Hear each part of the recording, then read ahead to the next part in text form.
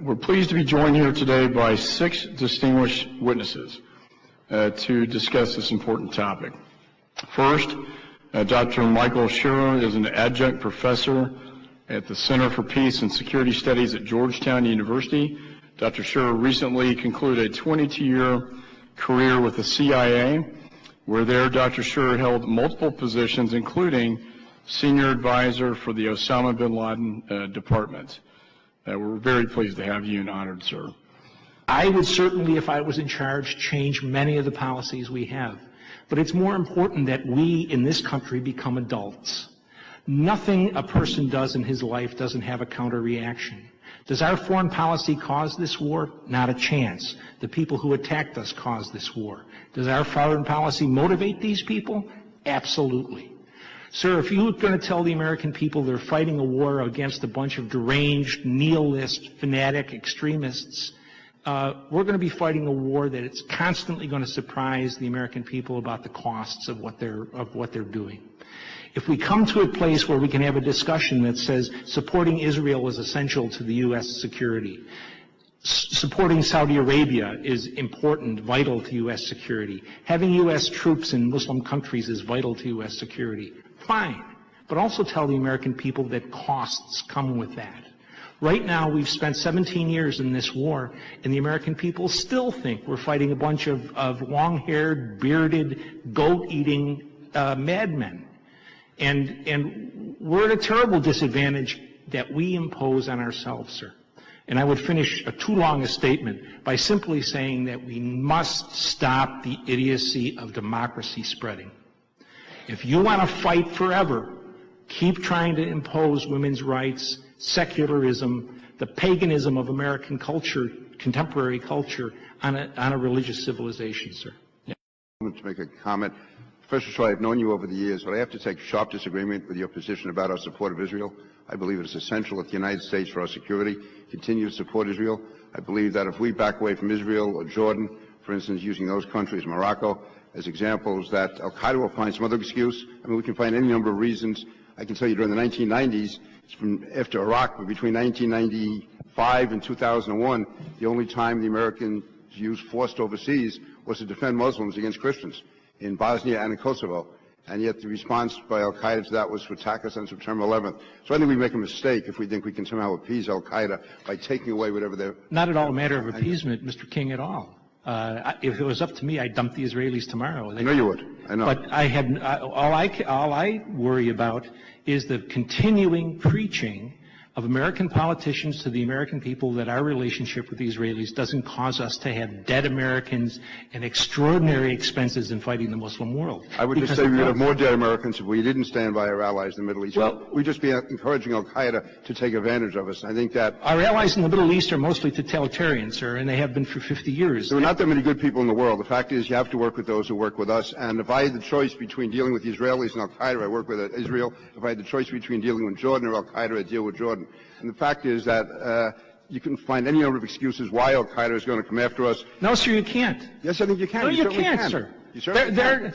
Osama bin Laden would have been a terrific American politician because he stays on message. There's only one message that comes out of Al-Qaeda, and it's... That's the message they're using now. If it's not, there'll be some... If we pull out of Israel... If we you stop have to depend... No, I'm going to say, if we stop supporting Israel, then the message will be... You have America was cowardly, America was backed away, they're not going to stand by their allies. It can always... It's the flip side of everything, and I would rather stand with positive elements like Israel and back down. I'm a bear of little brain, sir, but you got to go with what you go with at the moment.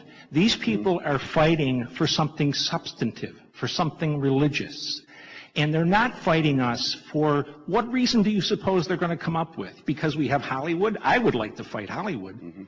But, I mean, they're not going to fight us because we have women in the workplace. That's an insanity. What they're fighting us about is what we do. And we don't have to stop what we're doing, sir.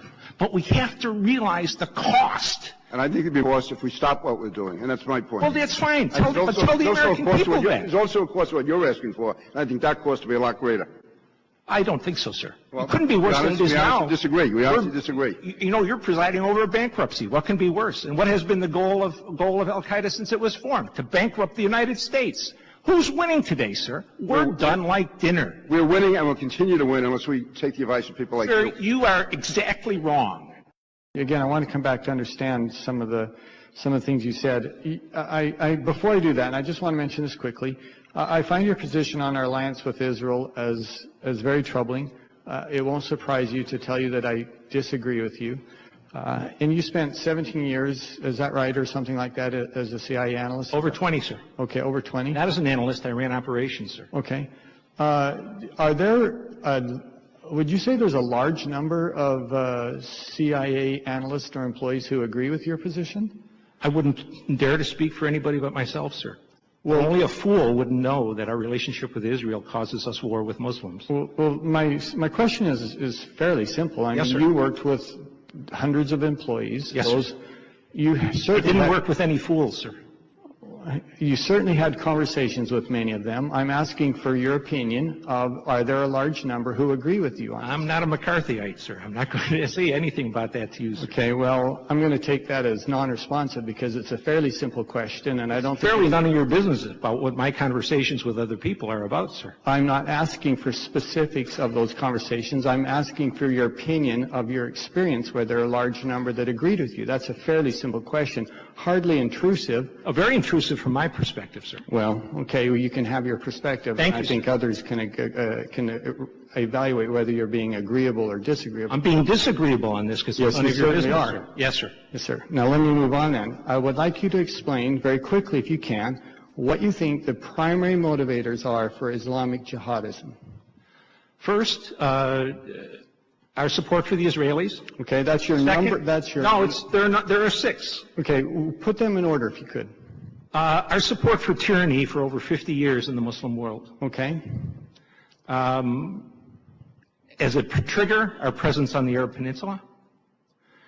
Third, I would put the Israelis rising.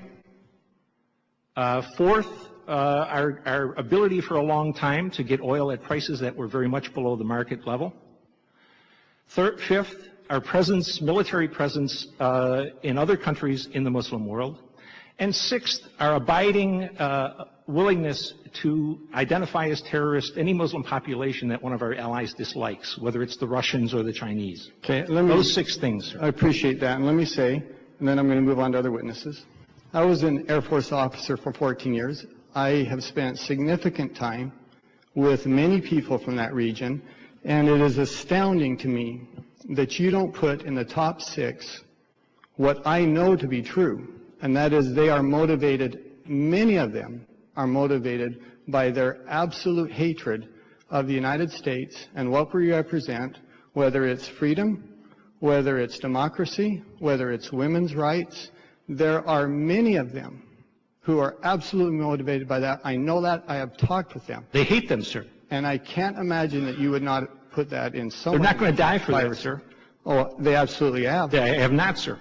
Well, this war is not. It wouldn't have anything we have in this Professor, country. you are turning a blind eye to history for you to say that they won't. Bullshit, sir. You cannot. You don't need to call me professor either. You should call me Mike. The reality is, no one has blown themselves up because this young lady. Professor, you're absolutely wrong on that. I'm going to move on now. Well, no, you pulled this up. You said there's millions of people out there. Professor, you're absolutely wrong on that. I'm going to move on if we could. I wish you would move on. For the rest of you, I'd like to ask you this in the very brief time that we have. Looking at